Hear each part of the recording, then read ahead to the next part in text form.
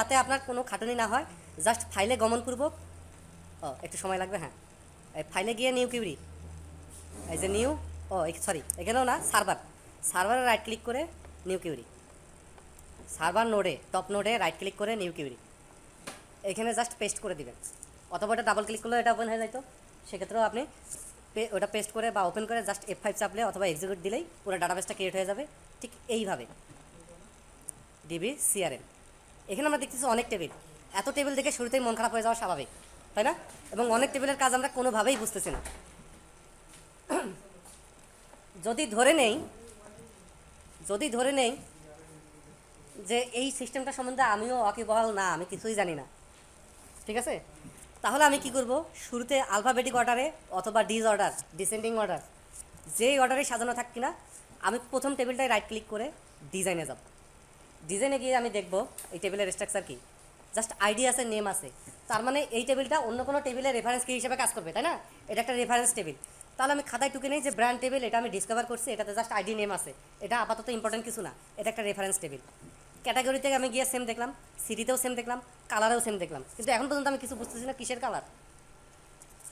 একবার সবগুলো অ্যাভয়েড করলে আবার সবাই মন খারাপ করবে, কালারটা দেখে আইডি আর নেম। তবে কালার যেহেতু হিউম্যান ল্যাঙ্গুয়েজ, বোঝা যাচ্ছে কোনো কিছু কালার মিন করতেছে। কমিউনিকেশন, রাইট ক্লিক করি, ডিজাইনে যাই। এখানে ছোটোখাটো লজিক কাটে আমি দেখতেছি যে কমিউনিকেশনের একটা আইডি আছে, মানে কমিউনিকেশন কি সেটা বুঝতেছি না, বাট তার আইডি আছে, এবং এই কমিউনিকেশনটা একটা কাস্টমারের সঙ্গে রিলেটেড, এবং একটা প্রোডাক্টের সঙ্গে রিলেটেড, এবং একটা এমপ্লয়ির সঙ্গে রিলেটেড। যেহেতু সবার শেষে আইডি আছে, আমরা ডাটাবেসটা শিখবো, 2-1 ক্লাস পরে আমরা ডাটাবেসে ঢুকে যাবো, তখন এগুলো আরও ভালোভাবে বুঝবো। আপাতত অ্যানালাইসিস পার্টটুকু।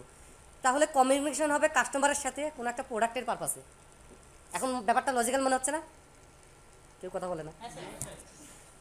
এমপ্লয়ি আইডি, আচ্ছা, তার মানে এটা কোনো একটা সেলস অর্গানাইজেশনের ডাটাবেস, যেখানে কোনো একটা এমপ্লয়ি কোনো একটা প্রোডাক্ট নিয়ে কোনো একটা কাস্টমার কাছে লাগে থাকে যতদিন বিক্রি হয়নি, এবং সেটার পারপাসে কমিউনিকেশন করে। হয়তো ফার্স্ট কমিউনিকেশন হলো হাই হ্যালো, তাকে কোনো অফার দেওয়া হলো না, সেটা সেইখানে টুকে রাখবে, তাকে কোনো অফার দেয়নি, জাস্ট কথা বলে রাখছি, কোম্পানির নামটা বলে রাখছি, মার্ক করে রাখবে। হয়তো 7 দিন পর আবার ফোন দিবে, কোম্পানির আপনার বাসায় কী কী প্রোডাক্ট আছে, এসি আছে কিনা, না থাকলে নেওয়ার চিন্তা ভাবনা আছে কিনা, আর যদি থাকে তো ওটা গোল্লাই গেছে, কাস্টমার শেষ, সে তো আর দ্বিতীয় এসি কিনবে না, আবার নতুন করে কিনবে। এইভাবে কমিউনিকেশন হচ্ছে, বোঝা যাচ্ছে ব্যাপারটা? তাহলে এখানে স্টার্ট ডেটটা থাকে, কারণ এই কাস্টমারটার সঙ্গে এই প্রোডাক্টটার পারপাসে আমি কবে থেকে কমিউনিকেশন শুরু করছি এটা আমার ট্রেস থাকতে হবে, কারণ অফিসিয়াল ব্যাপার তো, কাজের ব্যাপার। এই জন্য স্টার্ট ডেট। কমিউনিকেশন মিডিয়াম, আমি তার সাথে সরাসরি কথা বলতে পারি, কারণ যেহেতু কমিউনিকেশন মিডিয়াম আইডি আছে, তার মানে এইখানে ব্যাপারটা নির্দিষ্ট। কমিউনিকেশন মিডিয়াম এন্ট্রি দিবে অর্গানাইজেশনটা, টেলিফোন, মোবাইল, SMS, ইমেল, তারপর হচ্ছে কি ভার্বাল বা ওরাল, যেটাই বলেন, তাই না? ওকে, তাহলে এই ধরনের যতগুলো অর্গানাইজেশনের পয়েন্ট আছে সবগুলো এন্ট্রি দিবে, সেগুলো এখানে থাকবে। তাহলে এখানে সে পয়েন্ট সিলেক্ট করে দিতে পারবে, টেলিফোন করলাম, টেলিফোনে এই কথাগুলো হয়েছে, তাহলে তাকে কি আর বসকে কোনো জবাবদিহিতা করতে হবে না? বস বসে দেখতে পারবে যে আমার এই জুনিয়র এমপ্লয়ি সে আজকে এতগুলোকে ফোন করছে, এতগুলোকে ইমেল করছে, এবং কি বিষয়ে আসায় কী লিখছে না লিখছে, পয়েন্টগুলো সব লেখা আছে। কারোর সঙ্গে কারো ফিজিক্যালি কমিউনিকেশন করার দরকার নেই, সফটওয়্যারে সব প্রডিউস করে দিবে, তাই না? তার কাজ শুধু কাগজে না লিখে সফটওয়্যার লেখা, খাটুনি কিন্তু একই, বাট পরবর্তীতে রিপোর্টিংয়ের খাটুনি নেই। রিমার্কস, যদি কোনো রিমার্কস থাকে, সে লিখে দিল যে এই প্রোডাক্টের পারপাসে এই ক্লায়েন্টটা খুবই নেগেটিভ, তাহলে নেক্সট টাইম যে নতুন আসছে তাকে এই ক্লায়েন্টকে ফোন দিতে দেওয়া হবে না, বা সে ফোন দিবে না। নেগেটিভ ক্লায়েন্টকে সে শুরুতে ফোন দিয়ে তো উপরে মুখে পড়বে নাকি? খুব সিনিয়র যারা আছে, একদম নেগেটিভ ক্লায়েন্টকেও পজিটিভ করা যায়। হ্যাঁ হ্যাঁ, আপনি ঠিক বলছেন, গালি দিস, হ্যাঁ ঠিক আছে, ধরো ওর সামনে যার উপর খেপে আছে তাকে 2টা মাইক দিয়ে ভাগাই দিল, এভাবে বসে বসে চা খাইলো, আধা ঘন্টা গল্প করলো ফ্যামিলি নিয়ে, তারপরে তাকে ওই প্রোডাক্টটা বিক্রি করে দিচ্ছে। এরকম সেলসম্যানও আছে, তারা এটা নিয়ে ডিল করবে। আবার এখানে থাকতে পারে যে ক্লায়েন্ট খুবই পজিটিভ, তার এই প্রোডাক্টটা লাগবেই, কারণ তাকে পাত্তা দিলেন না, সেটা হতে পারে না, তাকে আরও বেশি যত্ন করলেন এবং তাড়াতাড়ি সেলটা ক্লোজ করলেন। এই রিমার্কসে একদম যেগুলো কোনোভাবেই সফটওয়্যারে পয়েন্ট করা যাচ্ছে না, সব কিছু তো করা যায় না, সব কিছু তার রেগুলার ব্যাপার না, রিমার্কসে লেখার জন্য এটা রাখা হয়েছে। এইটুকু কি লজিক্যালি বোঝা গেছে? তার মানে ইনভারমেন্ট আমরা একটু একটু ধরতে পারতেছি। এরপর আমরা দেখতেছি কমিউনিকেশন হিস্ট্রি।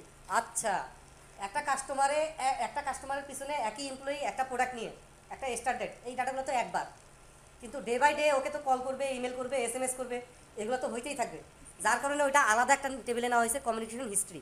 যে একটা কমিউনিকেশনের হিস্ট্রিটা কি, সেটা কি, যে কমিউনিকেশন আইডি কোনটা সেটা ট্রেস, যে কোন কমিউনিকেশন অ্যাগেস্টে কোন ডেটে কোন মিডিয়ামে কী মেসেজ দেওয়া হয়েছে, সেটা মৌখিকভাবে হোক আর SMS করে হোক, রেসপন্স কী করছে, এবং ক্লায়েন্ট যদি বলে নেক্সট আমাকে আর 7 দিন পর ফোন করেন, সেই ডেটটাও এখানে লিখে রাখা হবে। কারণ কি মানুষ তো ভুলে যায়, একসাথে 20টা ক্লায়েন্ট হ্যান্ডেল করলেও তো ভুলে যাবে। আবার 2 দিন পর ফোন করলে ক্লায়েন্ট যাবে খেপে, এই আপনাকে আমি বলছিলাম 2 দিন আগে ফোন করতে, আপনি আজকে ফোন করছেন। যার কারণে এখানেও এই ব্যবস্থা করা হয়েছে যে কোন নেক্সট ডেট কবে এবং ডেট টাইম, খেয়াল করছেন, টাইমটা সহ। যদি টাইম বলে তো বললো, না হলে একটা স্ট্যান্ডার্ড টাইম দিয়ে দেওয়া হবে। আর নেক্সট রিমার্ক কি, নেক্সট ডেটে যে আমি তাকে কল করবো, ডেটটা যে আমি রাখছি, নেক্সট ডেটে কী পারপাসে তার সাথে কথা বলবো, সেই পয়েন্টগুলো এখানে লিখে রাখবো। বোঝা গেছে ব্যাপারটা? তার মানে এটা সেলসম্যানদের প্রজেক্ট, সেলসম্যানদের হেল্প করার জন্য। ওকে, তারপর আমরা দেখতেছি কমিউনিকেশন মিডিয়াম। এটা নিয়ে তো আগেই বোঝা গেছে, তাই না? আগের একটা টেবিলেই বোঝা গেছে কমিউনিকেশন মিডিয়ামগুলো কী কী। আইকনও থাকতে পারে, কেন? কারণ সেলসম্যানরা তো খুব তাড়াতাড়ি কাজ করবে, এখানে কথা বলবো, ওইখানে কথা বলবো, ওইখানে কথা বলবে, এরা সব লেখা সবসময় পড়বে না।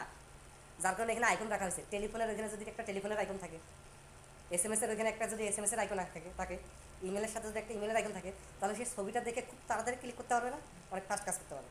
এটা অ্যানালিসিস করে অন্য কোথাও না রাখা হোক, এখানে রাখা হয়েছে। ঠিক আছে? এই যে লজিকগুলো ম্যাক্সিমামই আপনার আসবে এক্সপিরিয়েন্স থেকে এবং অবজারভেশন পাওয়ার থেকে। কমিউনিকেশন স্ট্যাটাস, একটা কমিউনিকেশন ব্রোকেন হয়ে যেতে পারে, ওই লোক নাই, কোনো ফোন টোন কিছুই ধরতেছে না, কোনো খোঁজ নেই, ব্রোকেন। একটা কমিউনিকেশন ডিসপোজ হয়ে যেতে পারে, নষ্ট হয়ে গেছে, এনিহাও করতে করতে সে অন্য কোম্পানির প্রোডাক্ট নিচ্ছে বা কোনোভাবে নষ্ট হয়ে গেছে, তার সাথে আর কমিউনিকেশন করেও লাভ নেই। তারপর সে অন্য প্রোডাক্ট কিনে ফেলতে পারে, একই প্রোডাক্ট অন্য কোম্পানির কিনে ফেলতে পারে, তাহলে সেটাও সেই স্ট্যাটাসে যাইতে পারে। তারপরে ইন প্রোগ্রেস হইতে পারে, তাই না? তাহলে হাইলি প্রোগ্রেসিভ হইতে পারে, যে একদম শেষ মুহূর্তে আসছে। এখন কোম্পানির ভাষা আমি তো জানি না, দুইটা সেলস অর্গানাইজেশন আলাদা, সেম স্ট্র্যাটেজি সেম প্রোডাক্ট, কিন্তু তাদের ল্যাঙ্গুয়েজ আলাদা, তাদের এই টার্মগুলো, এই কিওয়ার্ডগুলো আলাদা আলাদা। তো আমি সফটওয়্যার ইঞ্জিনিয়ার, আমি কী করছি, আমি আমার বুদ্ধি বের করছি, তোমার মতো তুমি এন্ট্রি দাও। ঠিক আছে? বোঝা যাচ্ছে ব্যাপারটা? ওকে, কান্ট্রি নিয়ে বলবো না। ফাইনালি কাস্টমারের ডিজাইনে কাস্টমারের বেসিক কিছু ডাটা রাখা হয়েছে, কন্ট্যাক্ট, জেন্ডার, হাবিজাবি, ইমেজও রাখা হয়েছে একটা। এখন যদি সিস্টেম বলে বা যার জন্য আপনি এই সফটওয়্যারটা তৈরি করছেন, তারা যদি বলে না একটা কাস্টমারের একাধিক ছবি থাকবে, যদি চিনতে না পারি, একটা সামন থেকে, একটা পিছন থেকে, একটা সাইড থেকে, একটা প্রোফাইল, একটা পাসপোর্ট, একটা স্ট্যাম্প, ঠিক আছে? এখন তো মানুষের 2-3টা করে নাম, ছবি 2-3টা হইতেই পারে, তাহলে তখন ইমেজ আর এখানে থাকবে না, তখন ইমেজ আলাদা টেবিলে চলে যাবে, কারণ একটা টেবিলে একাধিক ইমেজ রাখা সম্ভব না। কে রে বাপ? এরপরে কি যেন আছে, কাস্টমার এডুকেশন। খেয়াল করে দেখেন, একটা কাস্টমার মাস্টার্স করতে পারে কম্পিউটার সায়েন্সে, আবার MBA করতে পারে না? তাহলে আমি বলতে চাচ্ছি একটা কাস্টমারের একাধিক এডুকেশন থাকতে পারে। এখন কারো এন্ট্রি দিতে গিয়ে আমি শুধু তার BSc-টাই পাইছি, সে BSc পাস, SSC HSC দেওয়া হয়নি, ওকে পরে দিব। কোনো কাস্টমারের 7টা এডুকেশন দেওয়া আছে, SSC থেকে শুরু করে সব এডুকেশন দেওয়া আছে। এটা রাখার দরকার কি? দরকার আছে।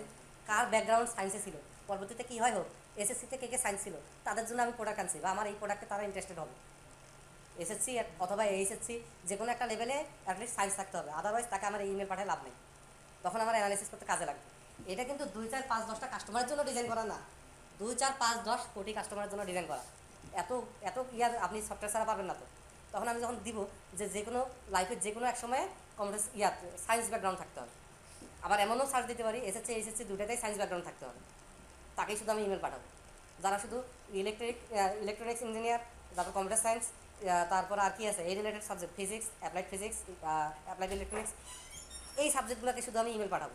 তাহলে কাস্টমার সব এডুকেশন থাকা লাগবে না? এখন এখানে ব্যাপারটা এমন করা হয়েছে, সব তো ম্যান্ডেটরি পাওয়া যাবে না, কাস্টমার কি কখনো বলবে ফোনে? যারা বললো দিলাম, না দিলে নাই, পরে কোনোভাবে কালেক্ট করবো, ধীরে ধীরে ডাটাবেসটা রিলিজ হবে। বোঝা গেছে? এই জন্য এটা কাস্টমার টেবিলে রাখা হয়নি। কাস্টমার টেবিলে রাখলে বাধ্যতামূলকভাবে দিতেই হইতো। আলাদা টেবিল করার কারণ হচ্ছে কি, একাধিক দেওয়া যাবে, আর হচ্ছে যত খুশি তত দেওয়া যাবে, যখন খুশি তখন আপডেট করা যাবে। এগুলো কিছু অ্যানালিসিসের ব্যাপার আছে। তারপর কাস্টমার মডিফিকেশন হিস্ট্রি, এটা খুব ইম্পর্টেন্ট ইস্যু, বলবো। এখন কোনো একটা সেলসম্যানের মাথা খারাপ হয়ে গেল, হইতে পারে না? আমাদের তো ঘন ঘন মাথা খারাপ হয়, সেলসম্যানের হবে না। তো সে কোনো কাস্টমারের ডাটা ইচ্ছা করে মোবাইল নাম্বার ভুল করে দিল, সে অন্য কোম্পানিতে যাবে বা ডাটা ভুল করতে পারে। আবার কোনো কাস্টমার ডাটা ভুল থাকতে পারে, সে ঠিক করে দিতে পারে। এটা তো কাস্টমারের ডাটা, তার ডাটা না।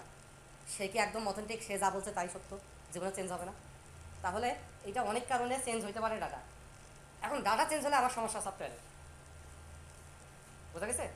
ডাটা চেঞ্জ হলে আমার সমস্যা সফটওয়্যারে। সেলসম্যানকে বলা হয়েছে পার ডে 100 জনকে ফোন দিবি, ও উল্টাপাল্টা ABC যা খুশি তা দিয়ে সে কী করছে, ইনসার্ট করছে কাস্টমার, করার পরে ওইটাই রিপোর্টে দেখাইছে।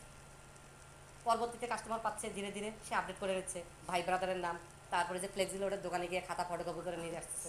এটা যদি গার্লস স্কুলের সামনে হয় তাহলে পার পাতা 150 টাকা, আর যদি ছেলেদের স্কুলের সামনে হয় এটা দামি নাই, ফ্রি এমনি দিয়ে দিবে। আর যদি ভার্সিটি টার্সিটির সামনে হয় তার পাতা 50 টাকা, 100 টাকা, যখন যেরকম মোড আর কি। এগুলো ভালো মার্কেট আছে, আপনারা জানেন আর নাই জানেন, ঠিক আছে, এগুলোর ভালো মার্কেট আছে। এখান থেকে নিয়ে এসে ধীরে ধীরে আপডেট করবে। কিন্তু ডাটাটা কি অথেন্টিক? বাংলাদেশ তো কোনো আইন মানা হয় না। ভালো একটা দেশে হলে কেউ চ্যালেঞ্জ করে বসবে, আমার নাম ভুল গেল কেন, কন্ট্যাক্ট তো ঠিকই আছে, ফোন আসে, মেসেজ আসে, নাম ভুল গেল কেন, এটা কে দিচ্ছে, ধরে বসবে। তখন জবাবদিহিতা করতে গিয়ে ও সারা জীবনে যা লাভ করছে তার সাথে আরও বাড়ি ভিটা বাপদাদার কাছে যাবে, সব বিক্রি করে সে জরিমানা দিয়ে খুলতে পারবে না। এখন কিভাবে দেশ চলে চলুক, কিন্তু সফটওয়্যার তো একদম অথেন্টিকভাবে চলতে হবে। যার কারণে এইখানে কোন কাস্টমারকে কোন এমপ্লয়ি কোন ডেটে চেঞ্জ করছে, আগের ডাটাটা এখানে বসে যাবে। নতুন ডাটা তো কাস্টমার টেবিলে আসেই, আগের ডাটাটা এখানে বসে যাবে, কমা দিয়ে দিন। যার কারণে কেউ যদি চ্যালেঞ্জ করে কে চেঞ্জ করছে, কবে চেঞ্জ করছে, সব মানে ট্র্যাক রেকর্ড পাওয়া যাবে, মানে কোনো ডাটা হারাবে না। যেটা এন্ট্রি হয়েছে সেটা আছে, কোথাও না কোথাও আছে, কিন্তু এইটা সবার হাতে যাবে না। এই এই ফিচারগুলো শুধু তারা পাবে যারা কিনা আমাকে টাকাটা দিচ্ছে, যে সফটওয়্যারটা কিনছে বা মালিক পক্ষ। বুঝতে পারছি ব্যাপারটা? এগুলো আপনি নর্মাল প্রেজেন্টেশনে স্কিপ করবেন, মালিক পক্ষের সাথে যখন বসবেন তখন আপনি এটার কথা বলবেন। আসলে যে যত ডাটাই মডিফাই করুক, আগে কী নাম্বার ছিল, কী ভুল ছিল, কী ঠিক করছে না করছে, সব ট্র্যাক রেকর্ড আছে, ঠিক আছে? তার মানে একটা সফটওয়্যার ডাটা কখনোই ডিলিট হবে না। একজন একটা কিনছে কিছু, সে যদি ওটা ফেরত দিতে চায় ডিলিট হবে না, রিটার্ন হবে। তাহলে সেল হয়েছে ওই হিসাবেও ওটা যাবে, এবং রিটার্ন হয়েছে ওই হিসাবেও ওটা যাবে। স্টকে সেল হয়েছে যে ওইভাবে কমবে, এবং রিটার্ন আসছে ওইভাবে আবার বাড়বে, সব কিছু থাকবে, কোনো ডিলিট হবে না। বুঝতে পারছি? যদি কোনো সফটওয়্যারে ডিলিট হয় তাহলে সেটা ভুয়া, সেটা আসলে ভুল আউটপুট দিবে বা রিলায়েবল না। ডেজিগনেশন, তার মানে বোঝা যাচ্ছে কাস্টমারদের ডেজিগনেশন রাখতেছি, এমপ্লয়ীদের ডেজিগনেশন রাখতেছি। এখন ডেজিগনেশন বারবার সিনিয়র সফটওয়্যার ইঞ্জিনিয়ার 14 বার না রেখে সিনিয়র সফটওয়্যার ইঞ্জিনিয়ার একটা কোড ইস্যু করছি ডেজিগনেশন টেবিলে, সে হয়তো 11 নম্বর কোড পাইছে, বারবার ওই 11 নম্বর ইউজ করবে, ঠিক আছে? এডুকেশন, এখানে এডুকেশনগুলো আছে, এসএসসির সাথে একটা ডিসক্রিপশন আছে। এবার আসি ইমেল। এই যে কাস্টমারের ডাটাটা আছে, বুঝতেছেন না, কোটি কোটি কোটি কোটি কাস্টমার থেকে আমার পছন্দ মতো 10-12টা কাস্টমার আমি বের করতে পারবো। এইভাবে বের করা সম্ভব। আমি বলি, যাদের নাম্বারটা হচ্ছে গ্রামীণ, হোম ডিস্ট্রিক্ট হচ্ছে অ্যাড্রেসে আছে রংপুর, মানে রংপুর ডিস্ট্রিক্টের নাম্বার গ্রামীণ, বয়স 22 থেকে 30-এর মধ্যে, এবং জেন্ডার মেল, এবং তাদের আইটি রিলেটেড কোনো ডিগ্রি আছে এডুকেশনের যে কোনো পর্যায়ে, শুধু তাদেরকে আমি সার্চ করি। এবারে ছবি আছে, অ্যাটলিস্ট একটা ছবি আছে। এরকম কমপ্লেক্স ক্রাইটেরিয়া দিয়ে আমি 10 কোটি লোক থেকে যদি সার্চ দিই, আসবে না রংপুরের? যদি থাকে এই ক্রাইটেরিয়া মিলে, এবং মিলবে না, এটা একটা স্বাভাবিক ক্রাইটেরিয়া, থাকতেই পারে রংপুরে, এবং তারা বের হয়ে যাচ্ছে। তাদেরকে আমি একটা ইমেল পাঠাবো, অফার, যে আপনার রংপুর রেজিডেন্টে আমি এরকম ব্যবসা শুরু করতে চাচ্ছি, আপনারা ইন্টারেস্টেড থাকলে যোগাযোগ করেন। আমি বুঝতে পারছি সফটওয়্যারটা কী কাজ করবে, ও মনে হয় বোঝা নেই। আপনি বুঝতেছেন না? আপনার কি কোনো কারণে খারাপ লাগতেছে? ঠান্ডা, তাহলে এদিকে এসে বসেন, এখানে আসেন। ওই কষ্ট করে মুখটা যাবেন, ভেগ যাচ্ছেন, আমার কলিজা ভেগসে যাচ্ছে, ঠিক আছে? আরাম করে বসেন। ওই যে কম্পিউটারে বসতে পারবেন কোনো কথা নেই, আজকে থিওরিটিক্যাল ব্যাপারটা বুঝতে হবে। হ্যাঁ, যে যার মতো আরাম করে বসেন, আমার কাছে এটা কোনো ব্যাপার না, ঠিক আছে? ওখানে খারাপ লাগলে সামনে আসেন। এটুকু কি বুঝাইতে পারছি? যদি বুঝাইতে পারি, এইভাবে আমি 12 জন কাস্টমার পাইলাম বা 12টা ডাটা পাইলাম। কয়টা? এই 12 জনকে আমি ইমেল করব। এখন আমি হচ্ছি সেলসম্যান, আমার কাছে আপনি খুব সুন্দর, নয়ন জুড়ানো, ভুবন ভুলানো, 100% একদম গ্রামার কারেক্ট আছে, সব কিছু আছে, এমন ইমেল আশা করতে পারে? যে একটা কাজ ভালো পারে সে আর কাজে ভালো হয় না, স্বাভাবিক ব্যাপার। আর ব্যস্ততার কারণে ভুল হয়ে যাবে। আমি আজকে ইমেল লিখে আপনাদের 10 দিনের মিনিমাম 12টা বানান ভুল হবে, বা কিওয়ার্ড ঠিকভাবে চুজ করতে পারবো না। তাহলে এই ইমেলটা কত সুন্দর করে লেখা যায়, এই জন্য আর একটা টিম আছে, তাদেরই কাজই হচ্ছে বিভিন্ন রকম ইমেল লিখে লিখে সেভ করে রাখা, ঠিক আছে? তাদের জন্য একটা টেবিল করা হয়েছে, এই যে ইমেল। এবার ইমেলের ডিজাইনে যাই। আপনি যদি ইমেল করেন, ইমেলে কী কী থাকে?